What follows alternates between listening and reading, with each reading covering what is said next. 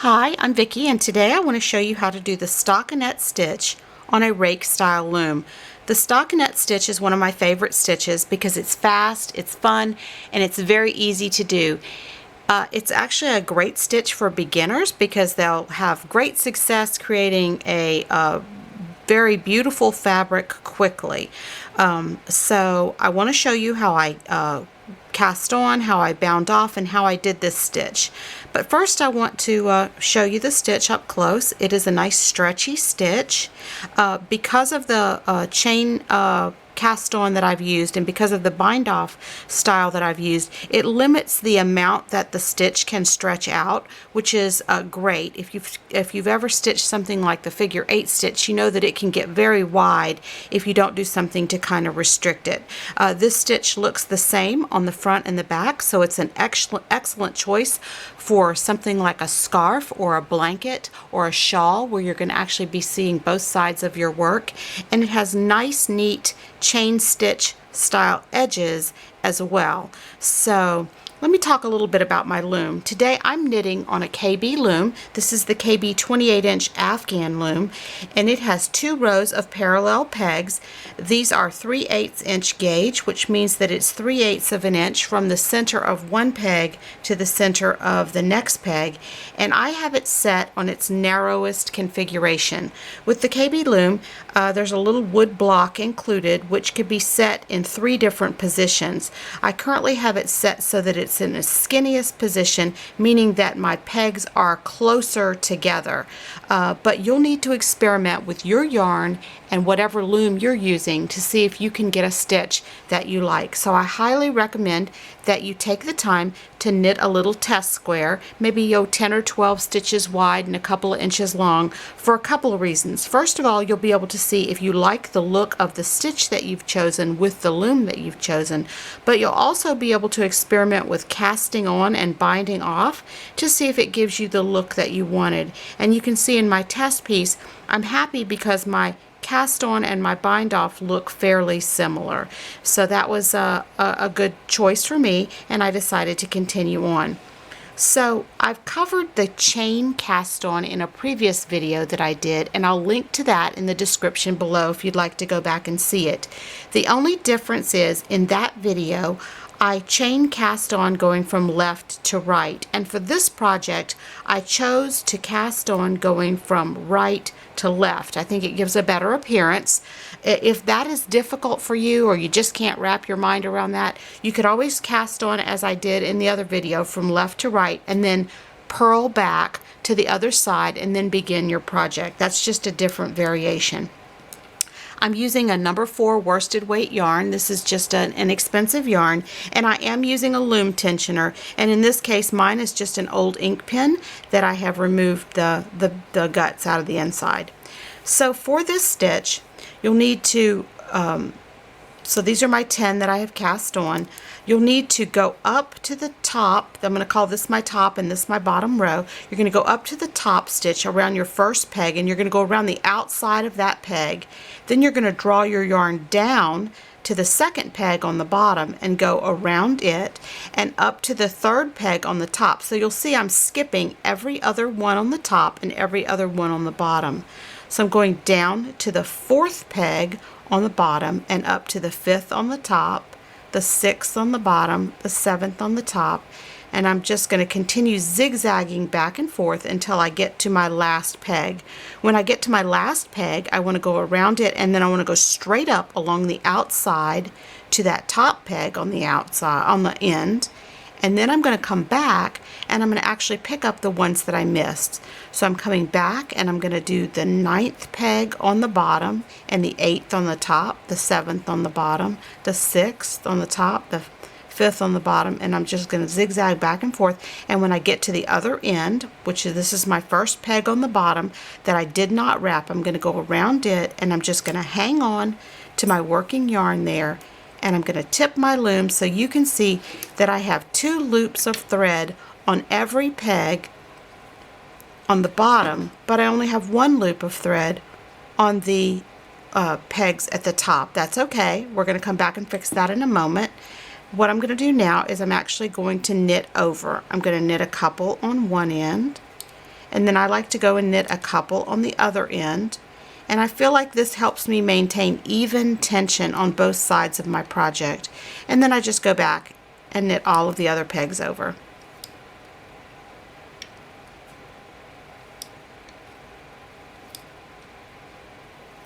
So those are all knit over, and I'm going to get into the habit of pushing all of my work to the bottom once I've completed a row. Now I'm ready to start my second row. To start my second row, I'm going to do exactly the same thing. I'm going to draw my yarn straight up and around the first peg, down around the second on the bottom, and you'll notice I'm not twisting around the pegs. I'm just using the outside of the peg to hold my yarn. And I'm going to zigzag back and forth, picking up every other peg until I get to the end, and I'm going to turn around by going straight up and around the first peg at the top, and then I'm just going to come back and pick up the loops, the pegs that I've missed, and around the outside. And I'm going to knit a couple at the end over on the bottom and a couple at the top, and then I'm just going to pick all the rest of them up.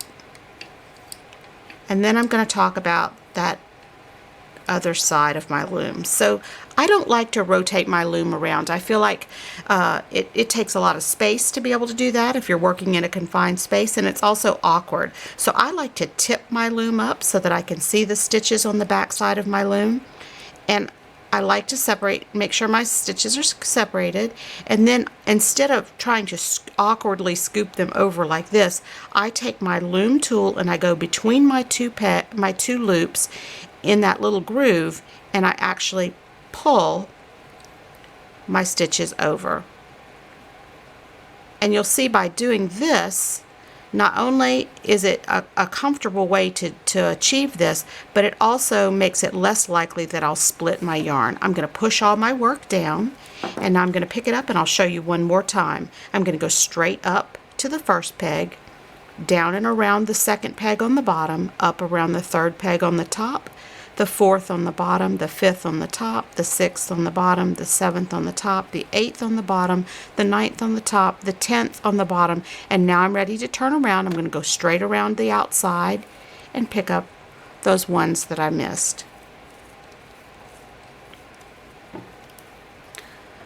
So I'm going to knit those over, and I'm going to talk about one of the most common mistakes that people make when they're doing this stitch. One thing that will commonly happen is people will accidentally miss a stitch, miss knitting it over, or they'll think that they've pushed it over and it will pop back. So I'm going to leave that fourth stitch there, 1, 2, 3, on my fourth peg. I'm going to leave one loop unknit, and I'm going to just pretend that I accidentally missed that one. I'm going to do all my other ones here. Push my work down, and I'm going to wrap my next row.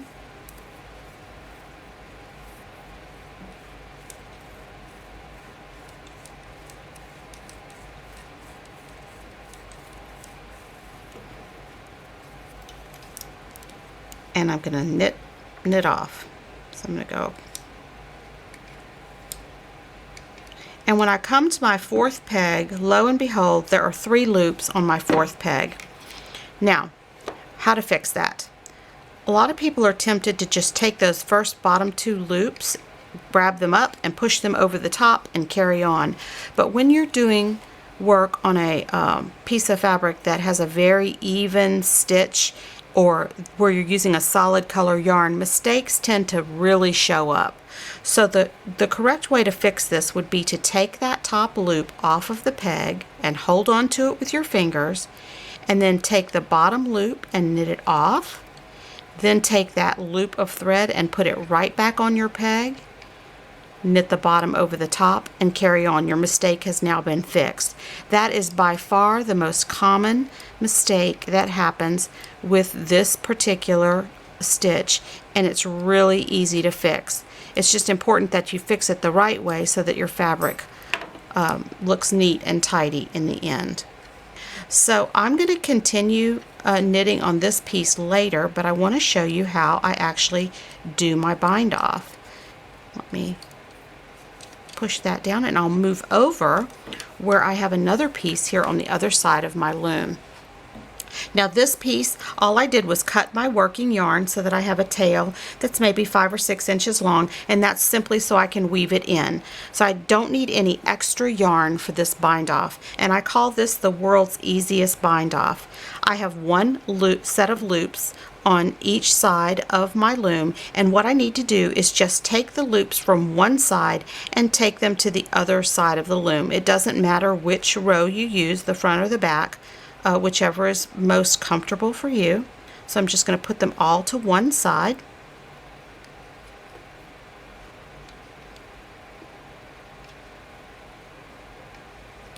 And this bind off, it's called the world's easiest bind off because it truly is. It's the easiest bind off I know, and it does result in a nice, pleasing look on the end, and I really enjoy using it.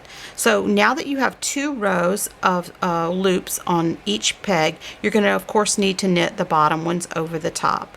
So I'm going to go ahead and do that just like I would in any other row. Oopsie.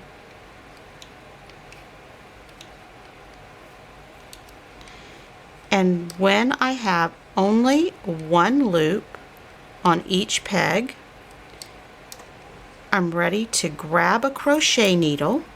Now, this next part you can do with your fingers or you can do with your loom tool.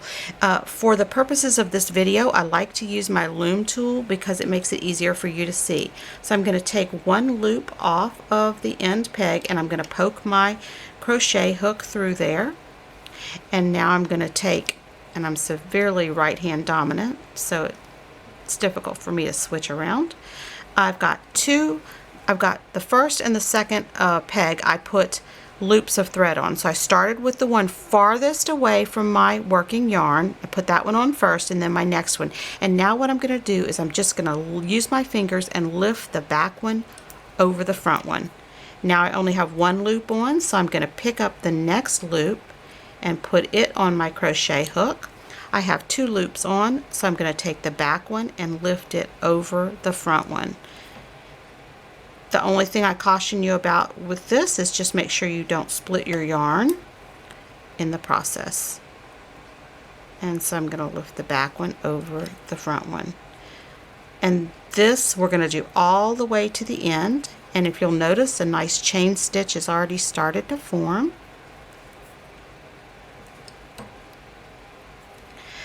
This is a great choice of bind off if you need to bind off on a project where you have very little yarn at the end. Like sometimes we work and we're just not sure if we're going to have enough yarn to finish, and when we get to the end of the project we hardly have any yarn left, so you worry that you're not going to have enough to bind off. Well, this would be a great choice if it works for the project that you're using. So I'm now doing my last loop on, knitting the back one over the front. I'm ready to pull it up, and I'm going to take my tail and I'm just going to take a loop of that and pull it through that last loop, and there we go. I have my nice chain bind off, which you can see, and here is my cast on end, and if I fold them you'll see that they look very similar. I'm able to kind of pull it into position and get a nice square project there, and my fabric looks nice and even and virtually the same on both sides. So I hope you enjoyed learning about the stockinette stitch on the rake loom. If you have any questions, please leave a comment on this video or email me at crafting4fun@gmail.com. Thank you very much.